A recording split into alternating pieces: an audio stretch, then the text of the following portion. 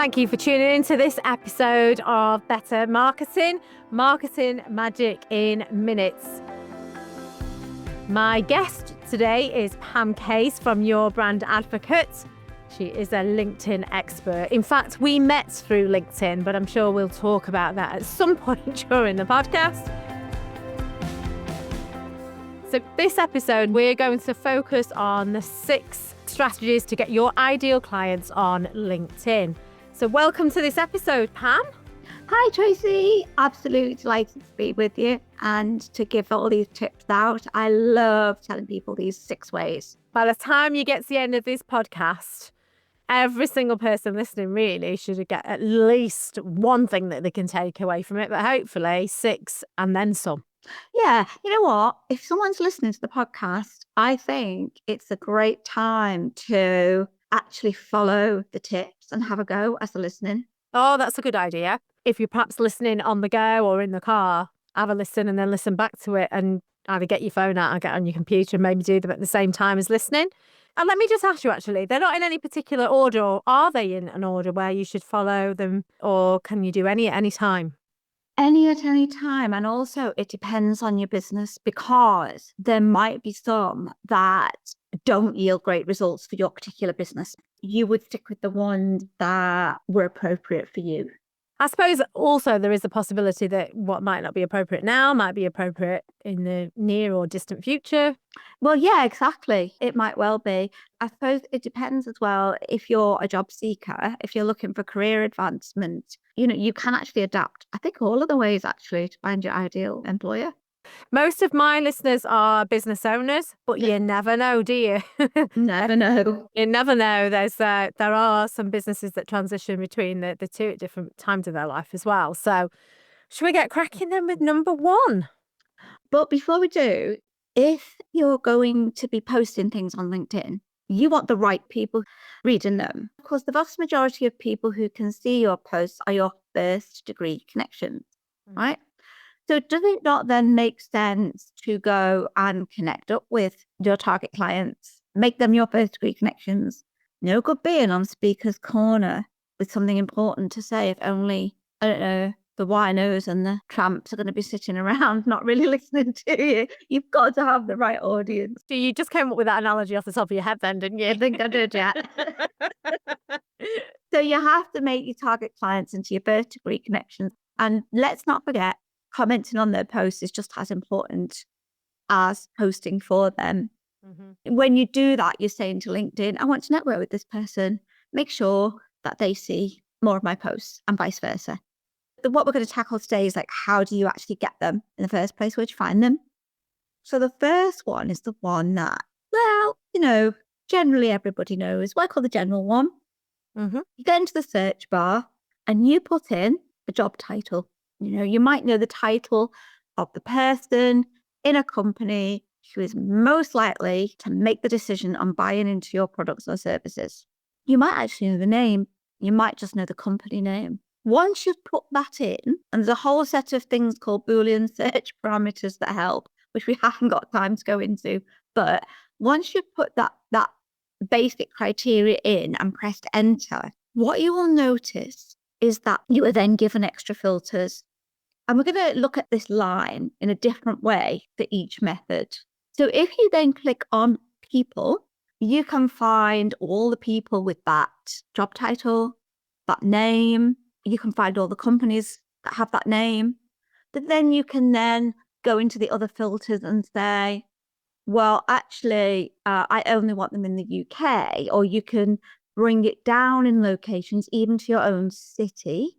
Because, if you're going to get 50,000 results, you probably then would want to start piecemeal and start with the city you're in and go from there.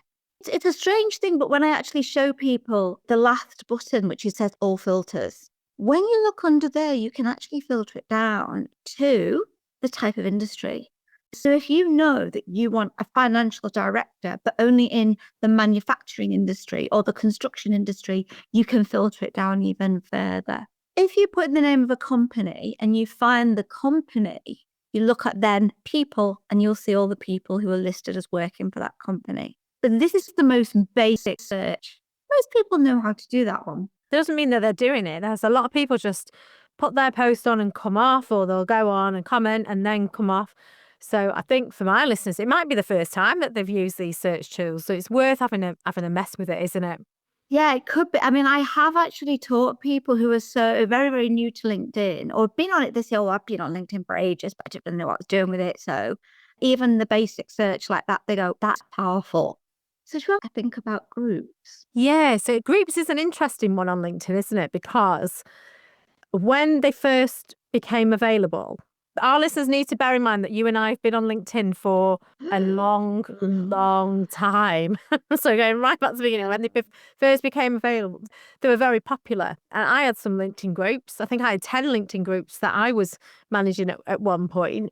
And then they seemed to phase off a little bit, didn't they? And now even my perspective on them is changing a little bit as well. So yeah, let's talk about groups, because some of our listeners might not even know that they can set them up for themselves or how they do it. You know what? If you set one up for yourself and you persuade your target market to join it, the biggest benefit of it is, as the admin or the manager of the group, you can highlight a post.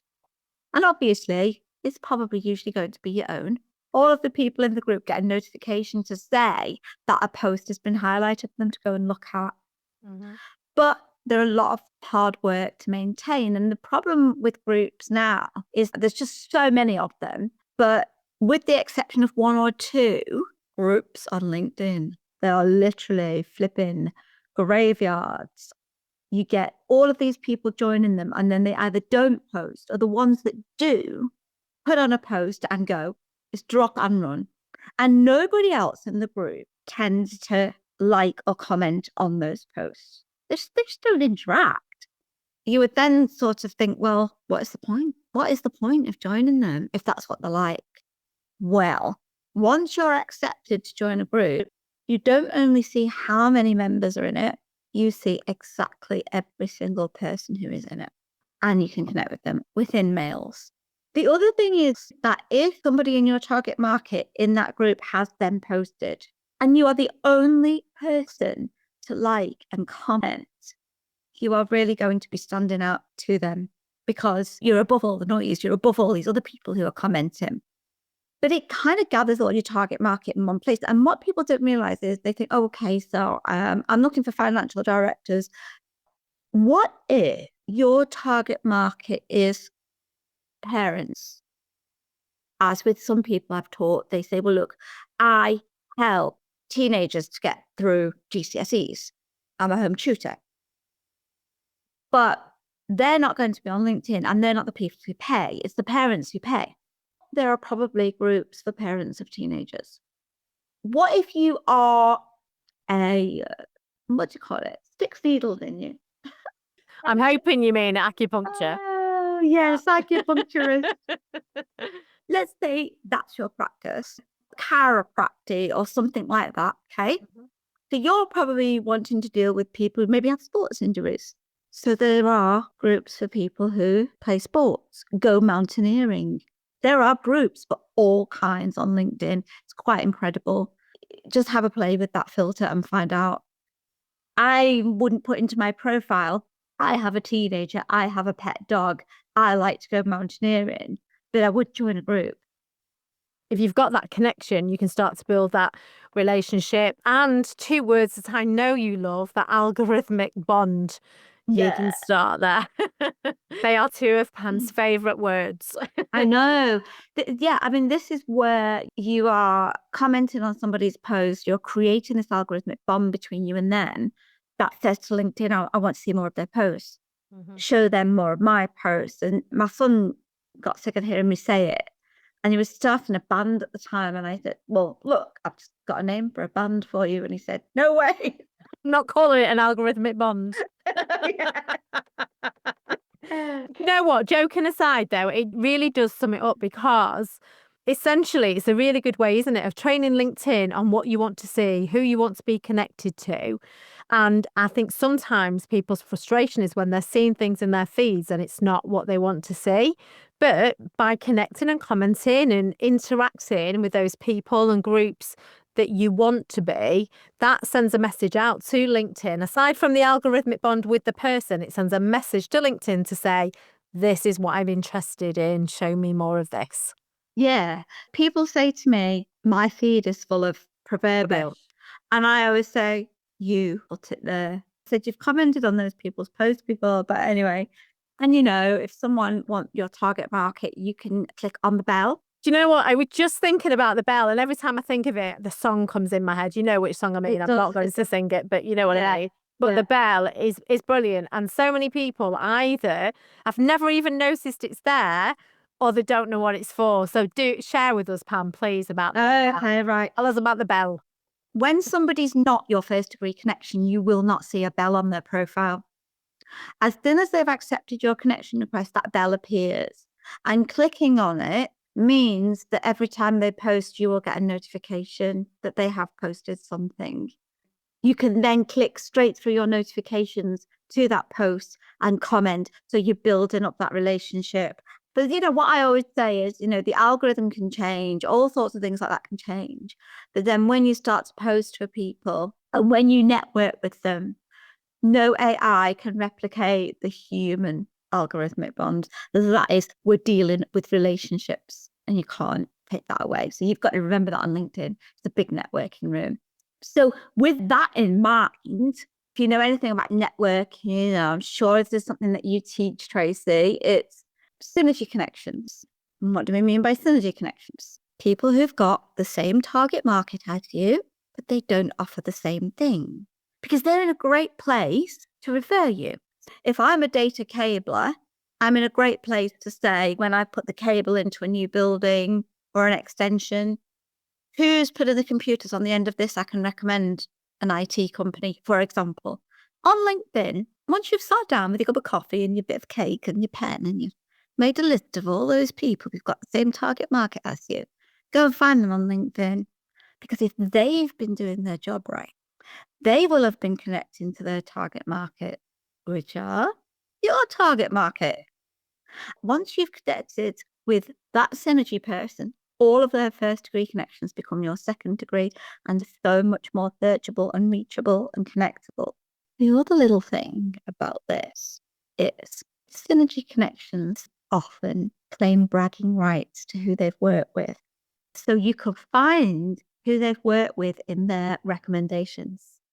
So let's say you are wanting to go into a company to do menopause training or something, one of those employee benefits, right? You want to know which companies out there care about their employees and bring in things like mental health first aid or menopause training or conflict management. Yeah, they outsource these programs.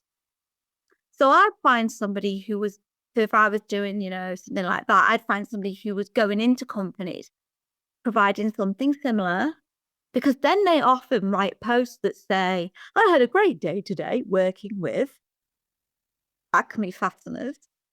It was great to meet Joe Blog. And they're tagging this company and they're tagging the person who brought them in.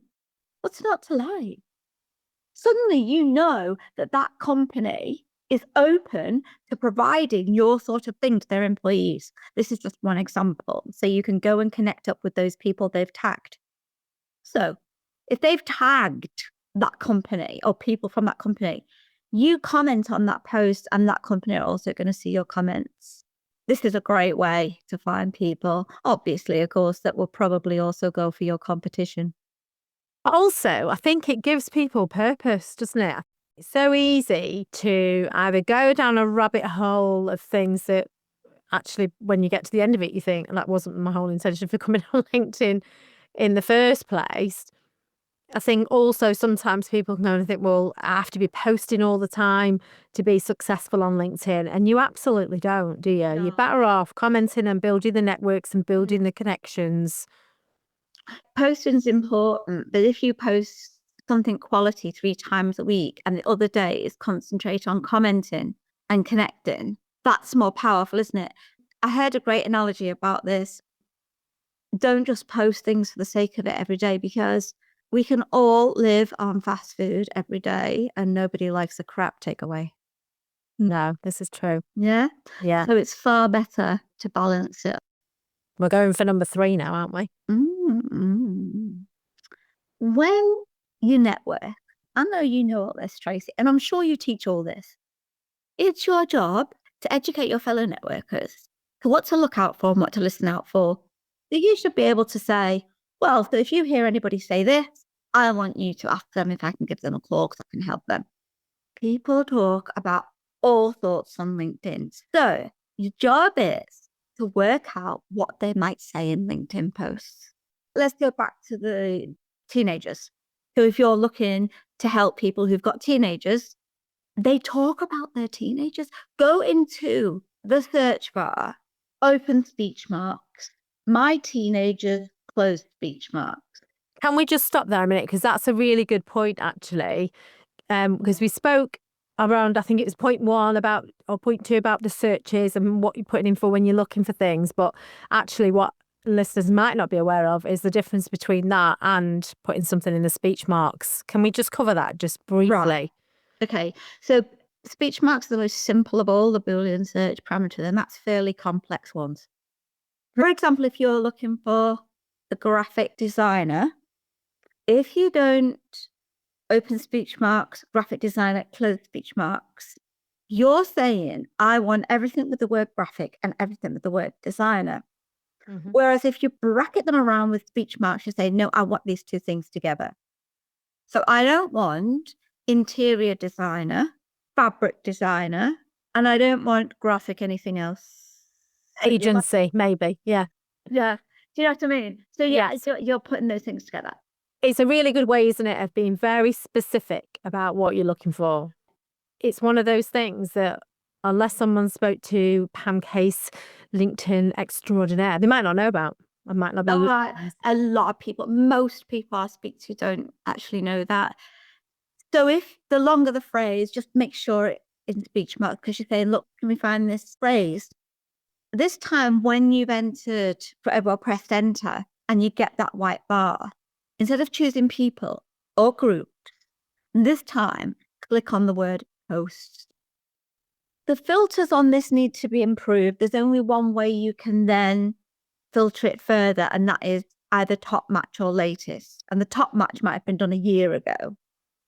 Click on latest, and you will, in every post that LinkedIn then shows you, you will find that phrase. It's a great tool. I'm not saying jump on the post and go, I can help you with that, because that's just really spammy. But just say something constructive and then maybe connect up with them, and then there's whole other lessons about how do we talk to people in the DMs without being coldfish sales pitchy. We could do a whole episode on that another time. We absolutely could. Most of it ranting. But anyway, so what is it that your target client, your ideal client might say in a post? And sometimes it's this simple. Let's say you are a graphic designer. Sometimes people just say, can you recommend and then put their job title in, and you'll find that as well. It's quite good sometimes that if you find that, rather than going in and pitching yourself, ask someone another client or someone who can give you a testimonial to go and recommend you on that post. What others say about you is often much more powerful than what you say about yourself. Yeah, it is. It's nice to see as well. 2 left. Yeah. My listeners can't see now that. I can see that. I'm now thinking, which 2 am I going to share with you? Because let me tell you, this lady has got a phenomenal amount of knowledge about LinkedIn. So whichever 2 we pick, whichever 2 we go for are going to be beneficial. So I'll tell you what, we've got 2 left. So if I say to you, dailies or events, which one shall I go for next, Tracy? Oh, well, can't we have both? I just want to know what you want to go for first. Dailies. Okay, so dailies are what I call the business dailies. All right, and this is off LinkedIn. And then you have to bring it back in. This is where you're in the boat and you're throwing your net over the side and hauling it back in. So we're in the LinkedIn boat. We're going to go and haul our net over now. There are so many newspapers, journals, trade journals on the internet. Now, let me give you one that I think is just a great source, and it's called Be Daily, bedaily.co.uk. And Be Daily is a great source of news about companies. And when I say news, imagine you are a data cabler or a construction company or an IT company putting in computers or a recruiter to put in staff, any number of things a business might want. When you look at something like Be Daily, it will tell you the companies who have just had a massive cash injection for expansion and what their plans are. So if you're an HR person and you think they might need help, or where do you find out if you're an HR person who's making redundancies? If you've got, say, an outsourced career transition service, you would want to know who was expanding. Now, the beauty of it is as well, not only tells you who's expanding, where they're expanding to, what's happening, how much cash they've just had. It also says, here is, and it gives you the job titles you need to know and the photograph of the people you need to be looking for. And then you can go right back to point number 1 or 2, where we were talking about connections. Yeah. You go back to the general and you go, right, I'm looking for this guy. And it also gives you something to have a conversation with them about. And start a note about if you're connecting with them and you want to add a note. I think the importance for me personally, when you're adding notes, when you're connecting to people, is to make it personal. Don't bull anybody. Just be honest. There's no harm in saying, I saw the article, so congratulations. I'm looking to connect with forward-thinking business owners or directors or whatever it is, but be honest and authentic with that. Would you agree? Definitely. Absolutely. Definitely. The vast majority of people now on LinkedIn say, I never connect with somebody who personalizes a note because you just know that person is going to hit you up with a cold sales pitch afterwards. So it's got to be something genuine. It's got to be. Don't over-egg it. If you've seen something in the news, just say, it was really interesting to hear news about this. Congratulations. Worth connecting. And just leave it there. Yeah. Let me just clarify as well for our listeners that Be Daily, it is the letter B and then daily, daily.co.uk. That's the website that you're talking about, isn't it? It is, yeah. But I'm sure there are many more. And there may be journals and magazines that are specific to your particular industry to look at as well. The Financial Times or whatever.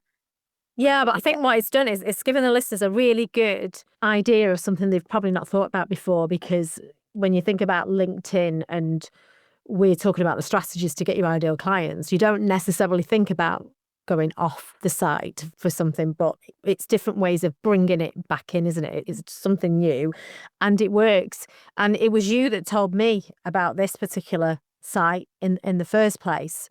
And I wasn't aware of this site until then. So it's not even for people that are new to business. I've been in business a long time. This is a really good tip. And even if you don't take it to LinkedIn, it's brilliant for researching your industry and what's going on. And actually for businesses that are looking for funding themselves, if they can see the type of funding that's available, they might think, well, we could go for that.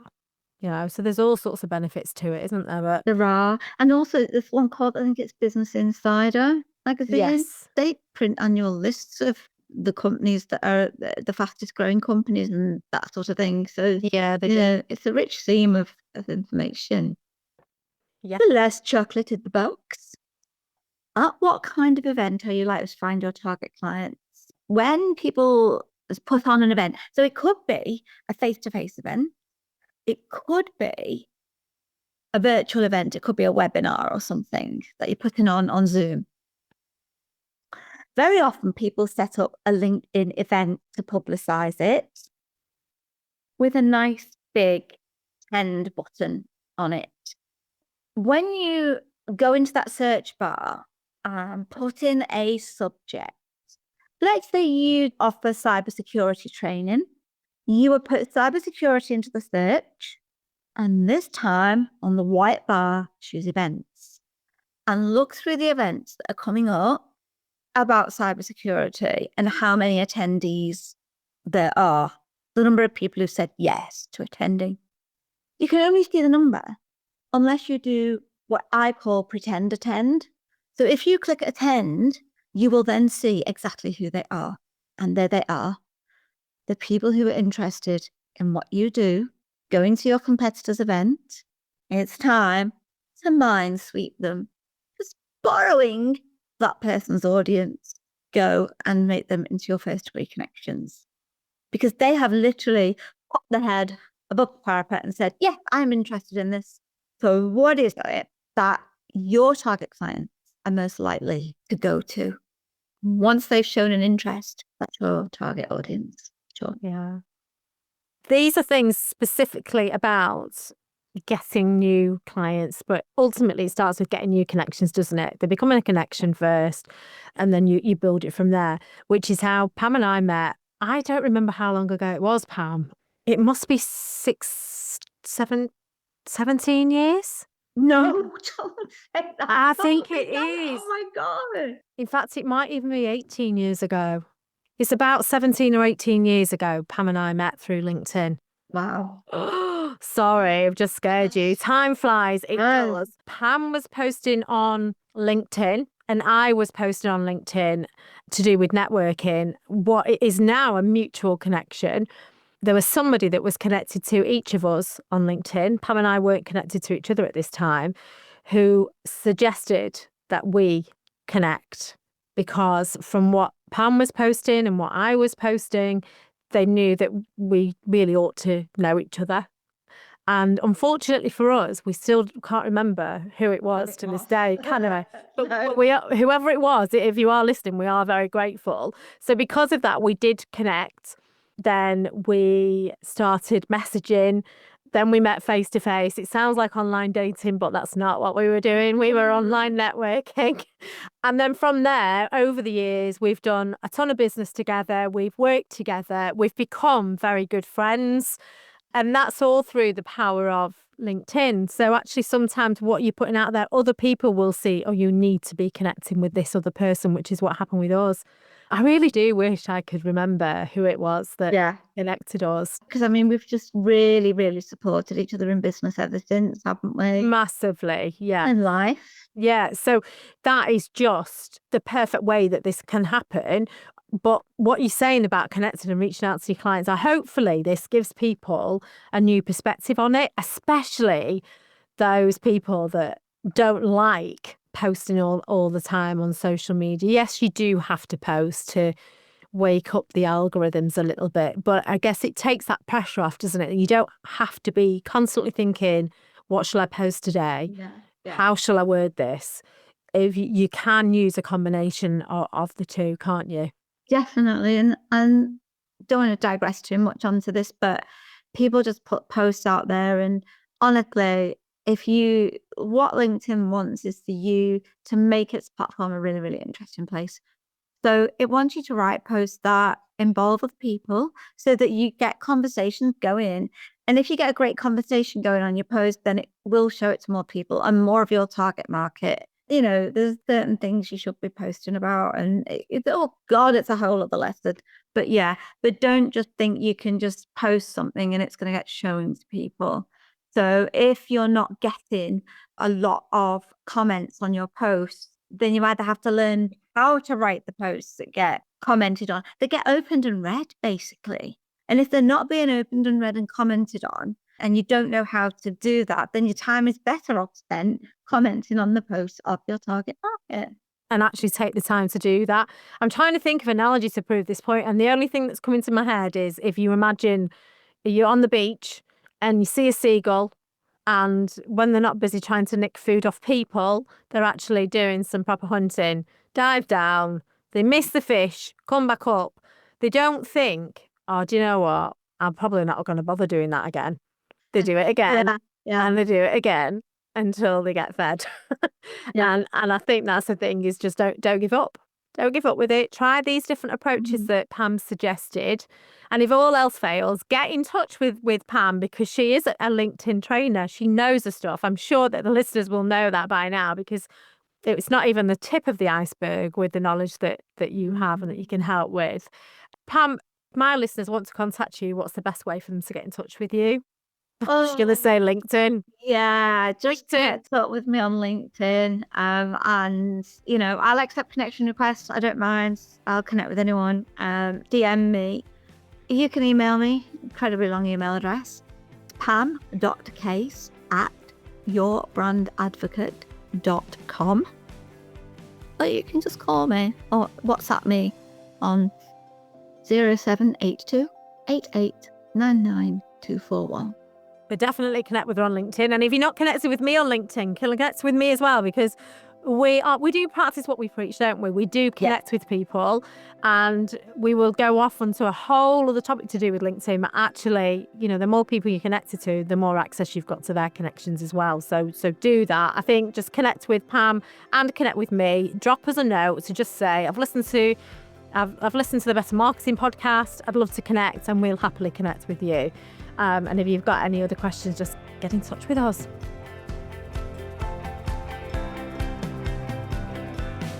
Thank you so much for coming on as a guest. It's been a pleasure, as always, and packed full of valuable information. Thank you. If everybody goes off now and has a go at that. They will. Get on LinkedIn. Tap, tap, tap, tap, tap on those keyboards. Yeah, so thank you, Pam. And thank you to you for tuning in to this episode of Better Marketing, Marketing Magic in Minutes with me, Tracy Heatley.